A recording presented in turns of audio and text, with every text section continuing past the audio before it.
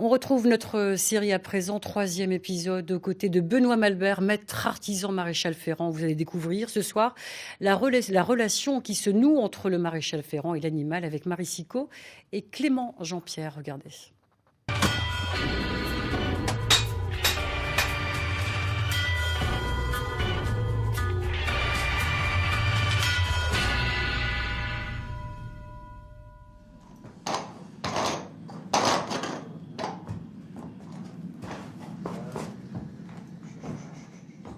Dakota est un jeune cheval. Il est issu d'une des lignées les plus prestigieuses de France.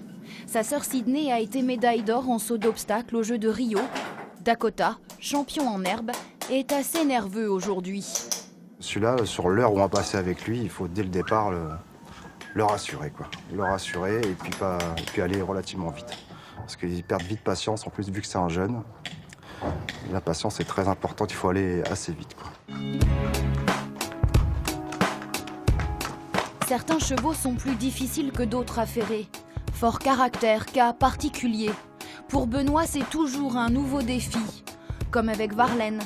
Cette belle jument, destinée à des concours amateurs, se distingue aujourd'hui dans l'élite en saut d'obstacle. Et c'est une belle surprise. Sa carrière a été compromise dès le départ, dès qu'elle était pouliche, parce qu'en fait, elle est née avec une grosse déviation, un gros défaut d'aplomb. Donc, en gros, son pied qui rentre à l'intérieur, que ça cagneux. Et c'était tellement prononcé que ça aurait pu lui amener des conséquences. Elle n'aurait jamais pu évoluer où elle en est aujourd'hui. Donc en fait, dès le départ, j'ai travaillé là-dessus avec le vétérinaire. On a vu ensemble et puis on lui a fait une fureur adaptée qui fait qu'on a pu progressivement lui remettre son pied dans l'axe, quoi.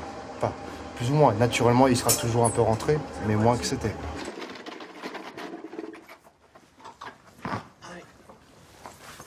Qu'est-ce que vous vous dites quand c'est Pour comme moi, c'est une grosse satisfaction. Moi, c'est le but le matin quand je me lève, c'est d'avoir des cas comme ça, de leur apporter du bien-être, du confort. La plupart du temps, c'est dans le court terme, mais là, en l'occurrence, pour elle, c'est dans le long terme. Marilyn est la propriétaire de Varlaine. Elle connaît Benoît depuis ses tout débuts dans la maréchalerie. Aujourd'hui, j'ai une jument qui a fait des vrais concours et qui a des jambes super et qui est tout le temps bien dans ses chaussures. Faire pas bien que les chevaux qui vont bien, parce que c'est facile d'être un bon maréchal quand vous avez des chevaux avec des aplombs parfaits.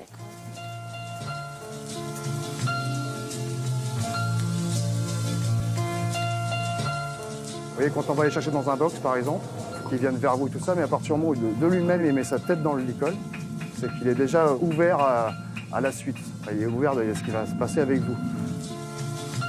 Un mauvais appui peut déstabiliser entièrement un cheval.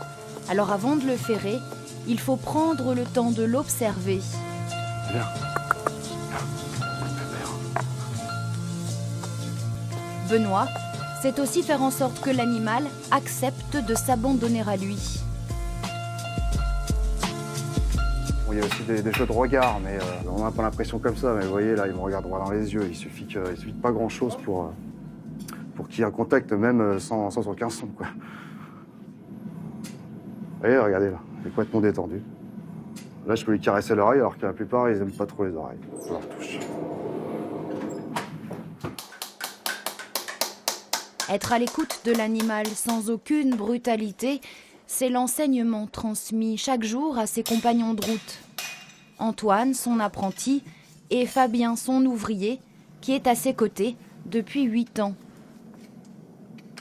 Sa patience et son contact avec les chevaux. Il a un très bon contact avec les chevaux et ça, il nous l'a appris à rester toujours calme et dans toutes les situations. Donc si je peux avoir appris quelque chose de Benoît, c'est bien ça, quoi. Une base solide pour envisager peut-être de prendre son envol.